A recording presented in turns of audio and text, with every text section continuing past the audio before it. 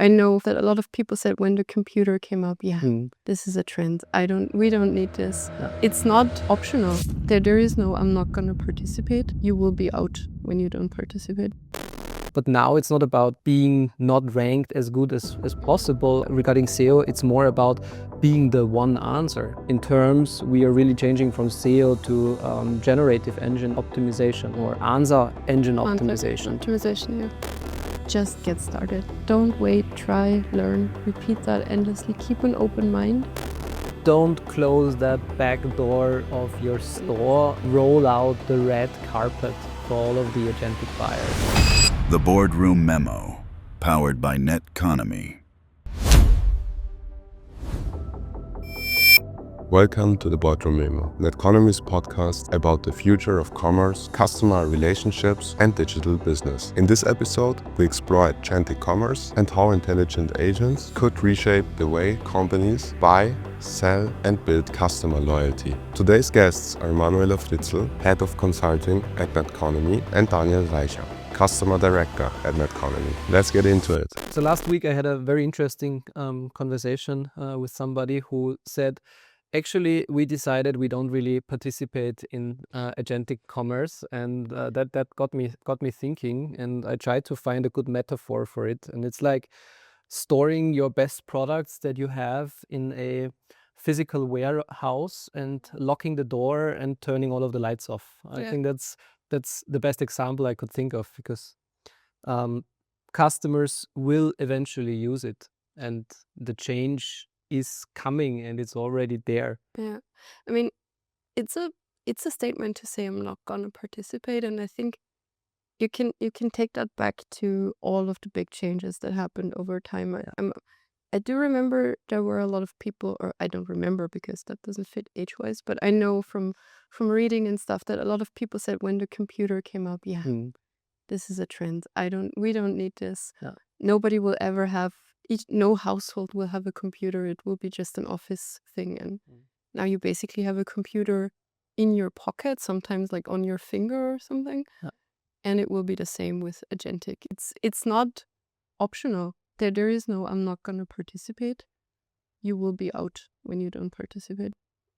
Totally agree with that. I mean, agentic commerce, in my opinion, is really the biggest shift there was to commerce as such. So e-commerce started 25 years ago, and since then we optimized everything for human eyes. The two of us, we have been in so many conversations arguing if the buy button should be green or light green or dark green, whatever fits better, in order to increase conversion by a very little percentage. But what we see now is a total shift. So human psychology, so what we optimize towards, doesn't apply anymore. Yeah. And I mean, it's going to be interesting because it's not just human psychology. It's also that when you buy something for the first time, and I also do that, and I know a lot of people who do that. You do research, and then you fall in love a little bit with a brand or a product based on that research and what you see, and how, and you're also much more forgiving. Because once you're at that stage where like, okay, this is the product of my selection, I'm going to order it. And then you see, oh, I don't know, it's 60 euros shipping. Yeah. You're already hooked. You're in love. You want it. And you say, okay, I'll pay the 60 euros. The agent doesn't care. The agent is just like, okay, you're out of the selection process. And I think a lot of companies are not ready for that, and are also not ready to show more of themselves that's on their own sides. I think this is also a very important point, because the agent will not just go on your own side and basically how you present yourself. It's like a Tinder profile where you say, I'm the best, I'm awesome, please swipe right.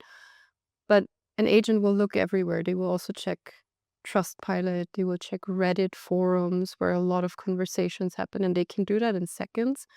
And that might completely shift the agent's perception of your product. I think it will completely shift. So the agent doesn't really care about images or very expensive video productions or the best Instagram clip where a lot of influencers highlighted that product. It really cares about data and hard facts. And as you said before, there is only a millisecond of time where the agent will have a look on your data. Either you have a good connector or you don't, or you have structured data or you don't. And in that millisecond, it's going to decide if this option is considered compared to others or just simply ignored. And I think one thing a lot of companies forget, it will be more and more about speed and availability of data, because the agent has one priority: to serve you as the customer or user. You have an intent, you say, buy me that product, I want to get it delivered by Saturday, I need it for this and that purpose. And it really cares about speed and data structure. Yep. And if your website does not give, or your storefront does not give me those answers and does provide me with the data, it is simply skipped. And I very much like to compare it with all of the conversations we were in the last decade about search engine optimization. How can you rank 1 or 2 positions higher in Google? Yeah. How can you get away from page 2 to page 1? That were majority of the discussions we were in. But now it's not about being not ranked as good as possible on SEO, regarding SEO. It's more about being the one answer. So in terms, we are really changing from SEO to generative engine optimization, or answer engine optimization. Yeah. And I mean, I'm in a lot of projects customer-wise. You see a lot as well. Honestly, I haven't seen any customer so far who is ready for that. There's like bits and pieces happening, but a lot is still very inaccessible. And also a lot of information is outside of the control of the customer, which is going to be interesting, because this will, like, everybody's always talking AI, jobs will change, jobs will like be gone in the future. But I think there will also be much more new jobs, because of course, as I said already, the AI doesn't just look at your store and what data you provide. It also goes very much into how are you seen on this big black hole that is the internet. And I think there will be a lot of opportunities for companies also to sort of say, we want to proactively manage that. We want to go out there. We want to analyze that.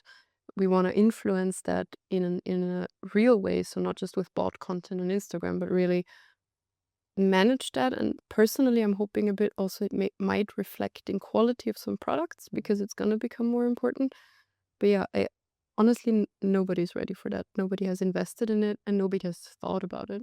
I totally agree with that. And I would even increase that statement in saying the cards are completely newly dealt now with agentic commerce. There will be companies who are experimenting in the right direction, and there are companies right now that they really miss the trend, and they really don't care about it right now. And that's the part I don't understand, because there are so many studies out there and so many figures already available.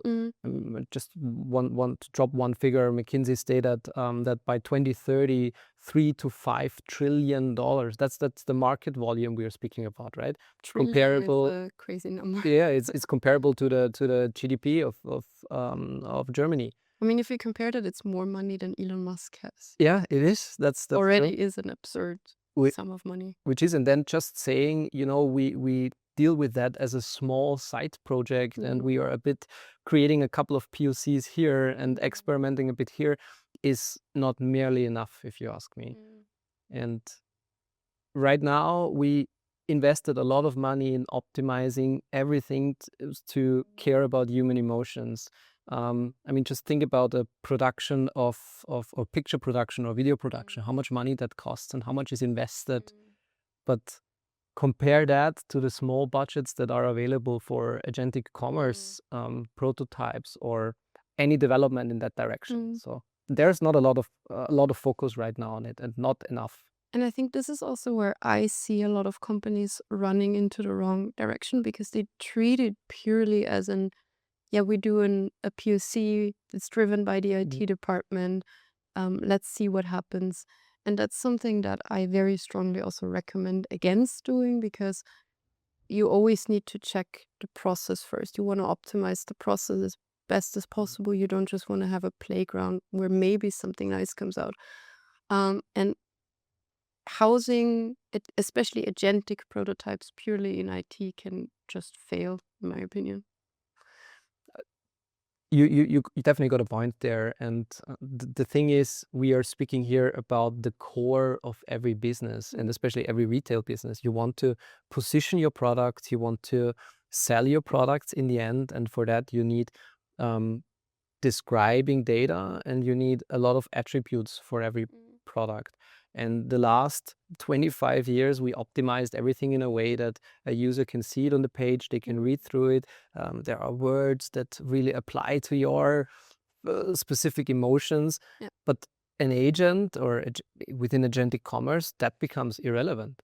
And that's the big shift we are in right now. And I mean, I also think what becomes more irrelevant is that you only buy with one company, because if you like really nerd out on things like expensive coffee machines, they have a lot of parts and accessories and stuff, and usually you become sort of loyal to one brand and you purchase also the periphery from that brand. But the agent doesn't necessarily have to do that. They can basically create a multi-basket from a lot of different companies to match exactly what you need. So also that upselling potential, cross-selling completely changes. I think that's a very nice example, because maybe even the coffee machine research will stay, because I have a good coffee machine myself. Same. So I like to invest my time in that and doing the research. But when it comes to accessory, honestly, I really don't care. But if I'm on the web page of this specific producer of the coffee machine, and then it shows me, listen, you could add this and that to the basket because you will anyway need it, I'm tempted to do that. Yeah, because it's convenient. It is convenient, true, and it is shown directly in front where I am right now. But if the customer journey is completely changing, or honestly speaking, not really there anymore, because you just give a task to an agent and say, listen, I have bought this coffee machine, or I want to buy this coffee machine, add all the accessories that I need, and try to get them as cheap as possible and in the best quality as possible. Yeah. And by the way, it should be delivered to my house on Saturday, because that's when I want to brew my first espresso. Exactly.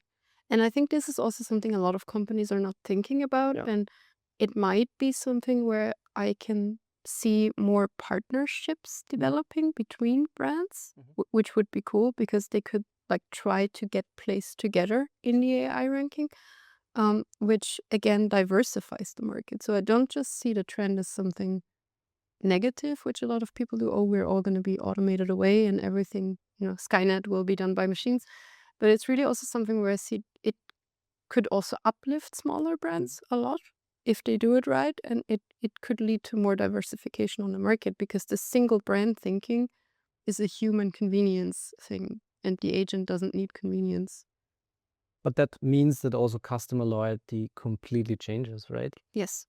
I mean, you think about a brand and you say, I have this specific product, it worked out perfectly. Of course, I'm going to rebuy from that brand. And if I like the colors of the brand, if I like the UI of the web page or the app, obviously I'm using that. But if I'm just giving a task to an agent and saying, listen, buy me this and that, the agent doesn't care about brand love or loyalty. So that's a big influencer. Yeah, that's something we're looking at a lot at the moment, how loyalty changes. And I think this will definitely be massively impacted by agentic commerce, because all of these earn and burn mechanisms that usually lead to a first transaction, they will become less and less important.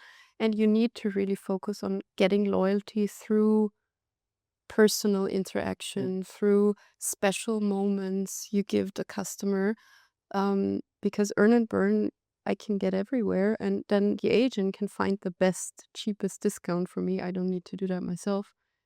But the agent on the outside then needs to know, did I like the brand? Did I not like it? What did they give me? What additional things do I value? Like, I don't know, the brand sent me a letter for the birth of my child, which some companies do, because they know you bought pregnancy-related products, and then I could feed that back into the agent. The thing is about that discussion, I don't think that it's black or white, right? So whenever I speak with anyone in the direction of agentic commerce, everybody is always arguing, then the agent is only caring about the price, which is not true in the end, because you as a user, and users will develop as have our usage of ChatGPT and all of those LLMs also changed. Like at the beginning, we prompted completely different than everyone is doing right now. So it's a learning process. The same will be true for agentic commerce. When I task an agent with something, there will be more attributes I will give to that specific task, and I won't say just buy the cheapest. So that's also not how it works today, right? You also don't go in the shop and say, I'm always looking for the cheapest product. And the same will be in agentic commerce. But whenever there are attributes I provide, for example, it has to be a sustainable brand, or it has to be the one with the best quality, the agents will care about proof. Yes. And that's something that is heavily underestimated right now, because just adding this is the best quality product and this is sustainable won't be enough. So there need to be certificates, there need to be things proving it, there need to be articles around it. So a lot of know-how that is accessible to the agent. And also I think what's going to be interesting there is because right now a lot of companies, they're starting to use AI, but they're using it is completely in the wrong way for agentic commerce, because they right now use it to generate fake blog entries where a fake writer praises the product. There is tons of fake comments on Amazon. Of course, they have improved now, and to the untrained eye, they look pretty human. But the agent will know that those are AI-generated comments, AI-generated articles. They can distinguish that pretty quickly. So a lot of the investments that companies are now making to fake relatability and to fake human acceptance basically will be irrelevant, because the agent will be like, nope, not trustworthy. We're not taking that. So that's also interesting, because there the human factor will become more important and not less important, because you need real content from real people. And structured in a way that it is accessible to the agent. And that's also one part that shouldn't be underestimated. We, over the last couple of months, have read a lot about the different protocols that are in place, right? So just speaking about UCP and ACP and A2A protocols. So there's technically a lot that has evolved right now, but I think most of the companies are not ready for it yet. You mentioned at the beginning internal processes, so that's one big part that is heavily underestimated. That needs work, but also the IT side needs to adapt to it. And it's a big change that it is coming. And whenever we speak about those protocols, a lot of people just mention, it's like a USB-C adapter, which is technically right, but there is more behind it. It's not just opening up whatever you have right now to the agent. It's also optimizing whatever you have right now for an agentic buyer. And for the next couple of years, again, this won't be black and white. It won't be a complete switch from human buyers to agentic buyers. So there will be a dual stream necessary.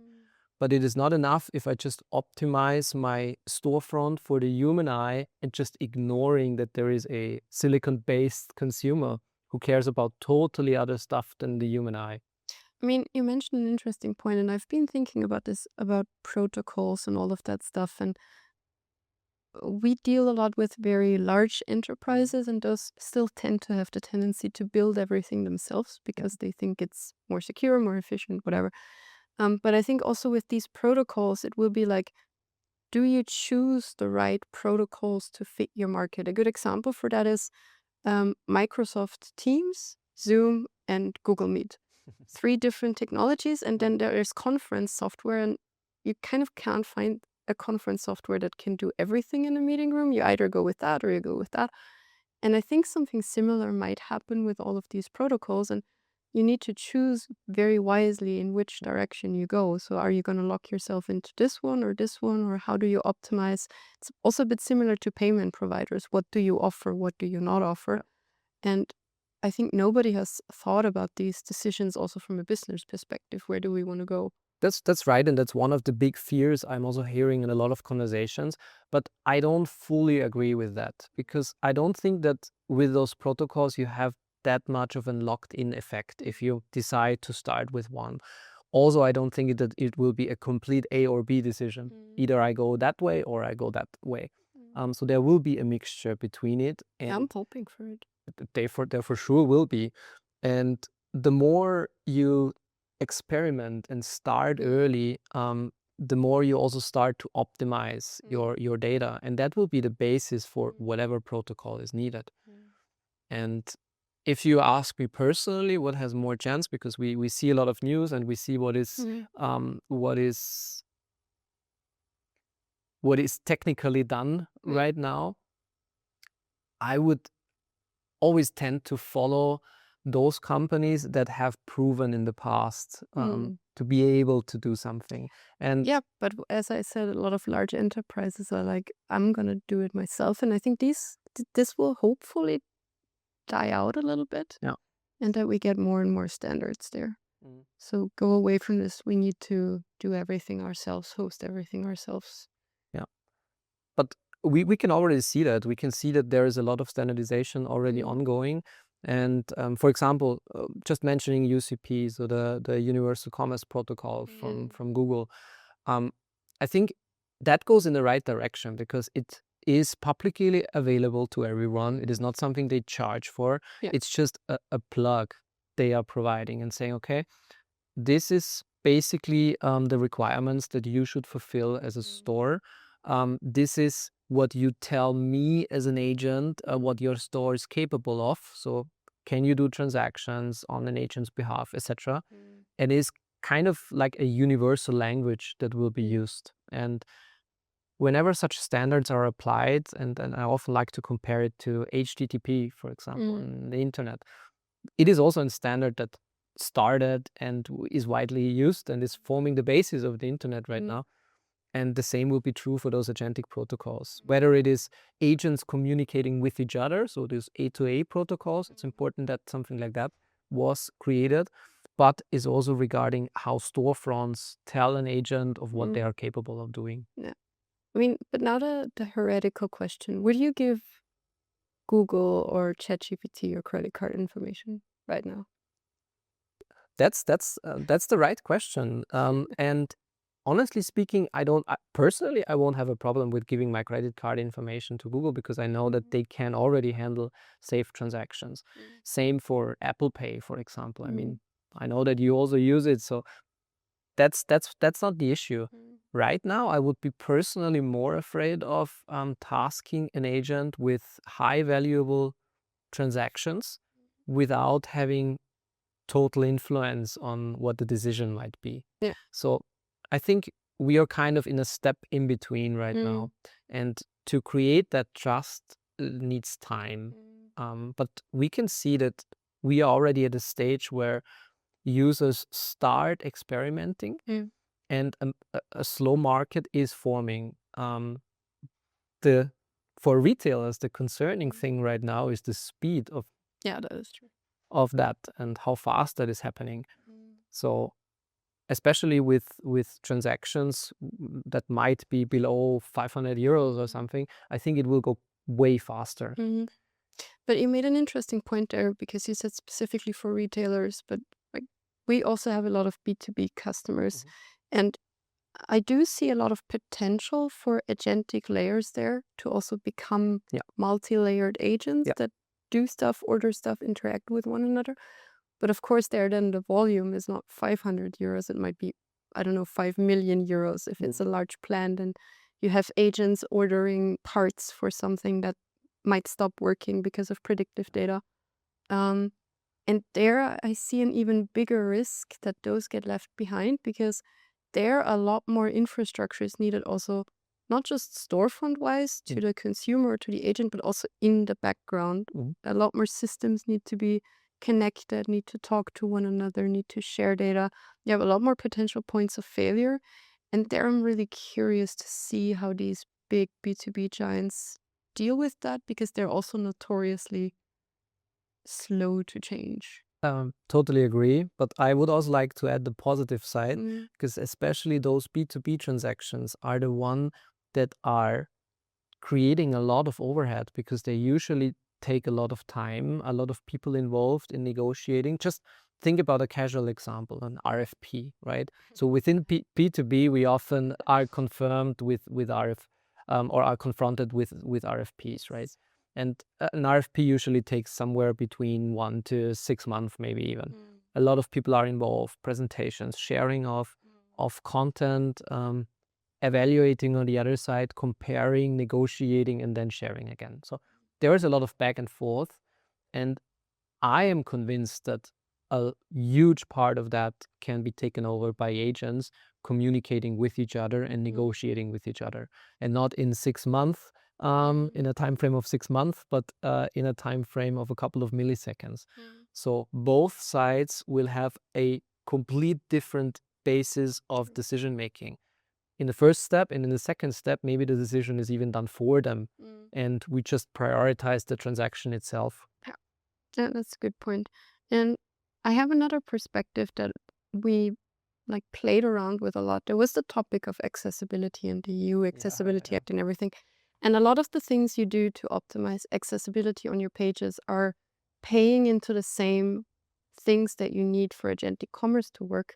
But if you think that a step farther, and that is something I am very excited about, allowing agents to do tasks and perform tasks also opens up a whole new layer of inclusivity for people who are currently left out of traditional shopping experiences or traditional consumer experiences. And that doesn't necessarily have to be something as like a completely blind person. It could be a person with motion sickness who cannot deal with sites where a lot of carousels are flashing and blinking and beeping all the time. People with bad eyesight, people who have currently some sort of motion restriction because they're wearing a cask or something. And Agentic also allows them, again, more to participate in the market, which from an ethical standpoint, I really enjoy that if you think about that way. And it's important to put that in because we hear a lot about AI is so disruptive and everybody's sort of scared of it. But there's also a lot of good it could potentially do. I totally agree. And that's one important part. And the other part, which might apply to everyone, is just simply the freed up time. I mean, think about how much time you're usually spending in comparing products with each other, how much time you're spending on the particular websites, reading through reviews, reading through product descriptions, seeing if it's something specifically you have a space for at home and you don't know if the measures will fit. You look on a product and then after 20 minutes reading through everything, you figure out, okay, the dimensions do not really fit. So you just wasted a lot of time and energy. And I think generally the world is getting more fast-paced with everything. I mean, we have short-form content. Most of the people are not able to watch a 30-minute video to the end because they already get distracted in midst of it. So there's just a big change within human psychology and how we as humans behave with technology. So we want to have, we want to get all of the information now, and we want to be done with a certain task real quick. Yeah. And I think we are right now at the stage where this is already possible, and it will go way more in that direction. So things are changing. And the good thing about it is that time will be freed up, which I can use otherwise. Maybe out in the nature and away from the screen, which would be also good. But for coming back to what will change for retailers, we have to understand that agentic commerce is not just automating, because we had that, right? I mean, Amazon introduced it, 5 years ago, even more, with Alexa, just keep repurchasing stuff that I anyway need. Which didn't work so well, I heard. Yeah, first of all, it didn't. And I think the world thought that it will impact everything way more. But we have to understand this was like a stupid cron job. So a simple automation task, like every 30 days, we purchase that because I will anyway need it. Now we are moving in a direction where I just give an intent and the whole reasoning is done over by the agent. So the agent itself decides, do you really want to keep on using that product? Is that still the right supplier for it? Or do I get it somewhere else with a better delivery condition or in a better quality or a better quantity? Does it make more sense to order it only once every 6 months because you will save in delivery costs? Like, those are all considerations that a human does not need to make anymore but the agent is taking over it. But how, to go more again in the negative side, are we sure that the reasoning behind is unbiased? Because that's also a big topic That's a right good now on the question. AI market. Like all AI models are biased because humans are biased and the data we use to train them is biased. How do we get better? I have no answer to that. I don't either. So it's a very good question, and it will have a big impact on agentic commerce and in where things are moving towards.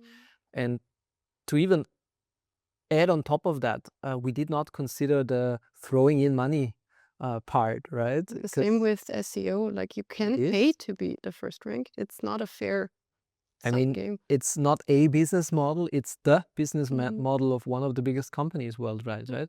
They always, you always paid to be on the front leading page. You paid to be one of the first 3, 4, 5 links mentioned, and nobody even clicked on sites page 2 on Google, right? Because you don't have time for it. So it's the saying, if you're on page 2 of Google, you're dead, or something like that. Yes. And right now is if you're not mentioned by AI, you're dead. But also Google is changing. I mean, I don't know how much you have already played around with AI mode of Google. There is no this link-based result. It's more a You always get textual. the AI mode first. You will get right to the answer of your question. So there is no need to click on a link. And agentic commerce is doing the same thing, but it is showing you, not only showing you the product, it is checking out the product for you. Yeah. And Google itself is completely transforming right now. But I don't think that they will just take their business model and throw it in the bin. So I'm pretty sure that there will be a payment part connected to it, where they are a business. They have to make money somehow. Everybody wants to hop on the train. And it's not just Google, right? Google is one example, but all of the other key AI players will hop on that train. If you want your product to be shown or outputted by an AI or recommended by an AI, you will eventually have to pay for it. It's, again, not A or B direction, so it will be a mixture, because just recommending paid for products will also not solve it, because the user will quite heavily be disappointed by the AI, because you want to have a big overview of products that are compared with each other, and then you want the agent to select really the right one and not only the one where the biggest brand is behind, was able to afford putting a lot of money on this ranking. So it will be a mixture. Yeah, I'm curious how that will go. And also, again, usually such ways of working then also inspire small rogue alternatives to come up. So I'm excited also for that. Yeah. Like, example, Google, and then you have Ecosia, which is a free-to-use equivalent based on open models, which plants trees for every search, which I find really nice. And such big corporate decisions usually inspire good things in people as well to come up with. And I'm curious to see those. But yeah. So I wonder one thing, because you're also in a lot of conversations with big companies and big retailers, and we all are aware there is a change here, and we all are aware agentic commerce is approaching quite quickly. Why aren't more assets freed up for that? Why aren't more budgets freed up and more focus put on that topic? I think it's twofold. One, I think you still have parts of companies, and that's also, with no disrespect, I think a little bit to the structure of leadership, age, demographics, stuff like that, where they're like, we're just gonna sit it out. It's gonna be fine. If we sit it out, we can dodge this, which we already said that won't work. And then I think there are a lot of companies who don't want to be the first to fail, because at the moment there is no playbook. Nothing is written. There is just, you can try it out and it might work or it might not.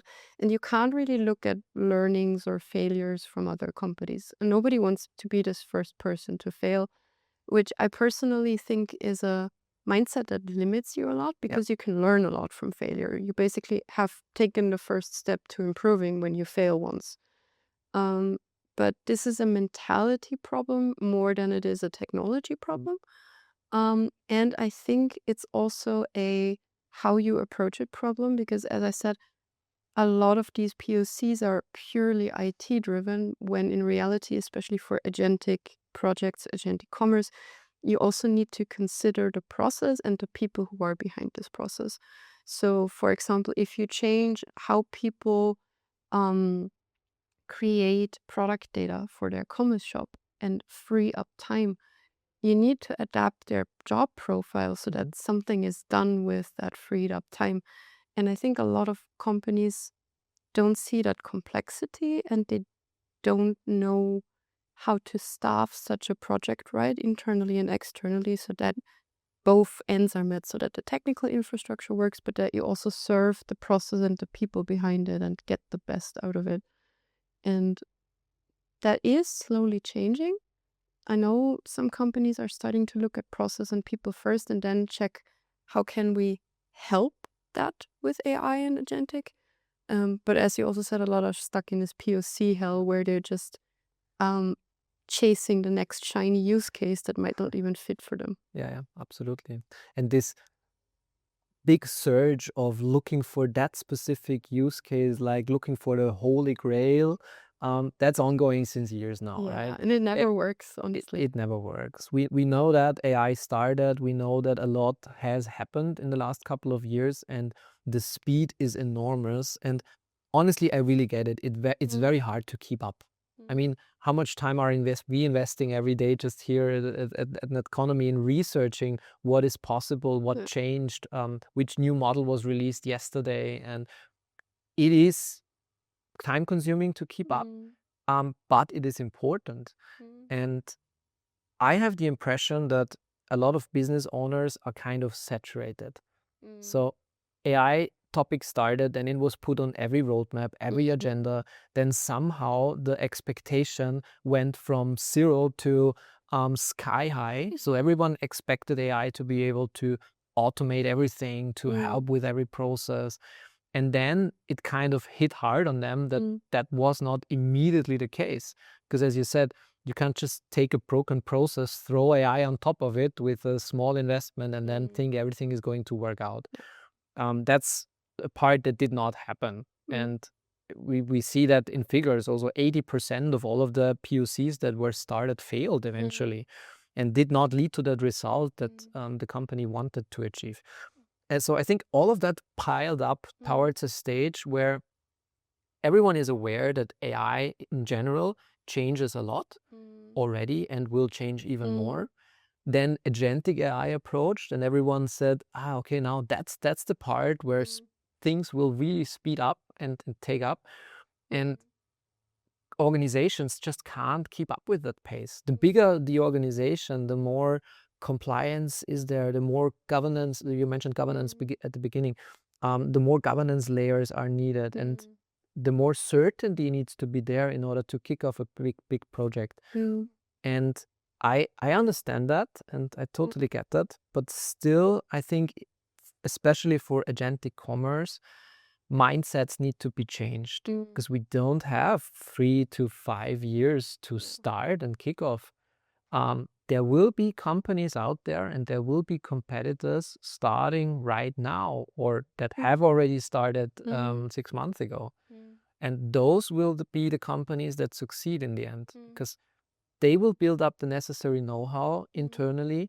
They will select the right partners to work with, and they will experiment and maybe also fail at the beginning in a couple of use cases and tasks, but they will be the ones who really understand agentic commerce. And in the end will be the ones taking over a lot of that market portion that is out there. And to highlight that again, 3 to 5 trillion by 2030. It's massive. It is massive, and Yeah. it's a big part of the overall global market that is shifting towards agentic commerce. You made an important point there when you said POCs were done, but they failed to reach the goal, and then people sort of got saturated. And I think this is also part of the issue that I currently see, especially with agentic, because agentic doesn't just mean you have ChatGPT or Gemini referring to your site. You could also have agentic layers on your own commerce store, which most know currently as the chatbot that nobody likes because it's stupid, but those will evolve as well into something smart and cool. But there I really see, why do such POCs fail? They fail because nobody sets an actual goal at the beginning. Nobody says, what is the metrics we want to improve by this? I have an example. A lot of companies are investing in agentic bot structures that recommend product bundles because they think that customers cannot do that themselves. It's purely on assumption, and they don't measure, okay, what is then, is it successful when 100 people click the bot? Are we successful when 100 transactions are made? What about if 99 of those 100 transactions are sent back because the bot recommended the wrong things for some reason? So what does success look like with agentic commerce is a question nobody asks. And then they just build something and then like, yeah, okay, is this successful? We don't really know actually, but nobody's using it. It must be a failure. And maybe that's just a matter of a perspective shift also, because in normal commerce, it was clear your intent is to, people have to buy your stuff. That's the success metric. But I think with agentic layers, these metrics get more varied on when the agentic thing itself is successful than just purely the product was bought, because you have a lot of levers that you can take. And so projects must become more strategic first and IT later, and then strategy and IT in very close connection. And there a lot of companies need to also invest in educating their people to think more in goals, KPIs, not in a bad way, not in a like your performance is measured, but more, what are we working towards? Are we just using AI for using AI's sake, or how does, and you can break that down. Like sprinkle that on AI on every roadmap, right? Yeah, and it's also, that's why a lot of companies fail to adopt AI internally, because you just say, okay, everybody has to use AI now. Every member in my organization gets a ChatGPT Pro account or whatever. Everybody use it, but figure it out yourselves what you use it for. That's gonna fail because people are people and people need a North Star. So you need to say, what do I want to enable as an organization with AI? And then people will find their way into it. So we touched on fears, right? A bit when speaking to business owners. Fears and optimism. Yeah, fears and optimism. But when it comes to fears, one of the base conversations I hear a lot is this fear of disintermediation. So right now, all of the retailers, they own the customer journey, right? So everyone wants to have users on their website, scrolling through, looking on the newsletters, and like really owning that relationship. And when it comes to agentic commerce, I think the biggest fear is losing that relationship. Now, I always like to compare it to my store, my physical store that I have. And I know that there are new customers or customers that are not willing to take the front door anymore, but they would like to come in through the back door. And rather than rolling out the red carpet on the back door and saying, obviously you also allowed in, I don't close the front door, I also open up a back door and allow them in. They are just closing it and shutting the door completely and saying, no, this is money we don't want. Those are users, and specifically the agents, we don't want buying on our side. And that's the discussion I don't really get, because nobody would ever say no to additional purchasers on my side. And it's not that we decide to close the front door of the store. It will be a dual stream. Exactly. And those users who like to take the back door, so the agents shopping for them, they will anyway do it. Doesn't matter if your backdoor is open, another one will be. Yeah. And I think it's also a wrong statement, because you're not losing the customer journey. The journey is just different. Yeah. And you still very much are in control of that journey. You're in control of how you structure your data. You're in control of what information you give so that you're attractive. It's just that the packaging must be multidimensional, and you can still have a commerce shop, a front where you can be pretty and blinky and shiny lights. But then you can have data in the background that is especially tailored to agentic. So you're just serving. It's basically you're treating the agent like you would any other customer persona, and you give it its own journey. It's not stealing somebody else's journey, but it has to get its own journey. And we are used to optimize for journeys, right? I mean, how many millions are invested in marketing, optimizing campaigns for a specific user group? Organizations free up so much money for that part because they know how it influences buying decisions. Now we know that data structure influences buying decisions or consideration decisions of an agent, but we don't free up the budgets to deal with that because Exactly. we are afraid. And that's what I meant. It's not rocket science, because you already do all of that stuff. You have your persona for, I don't know, your groups 15 to 25, the young students or teenagers. You give them attributes. You have it for families. You have it for, I don't know, young fathers.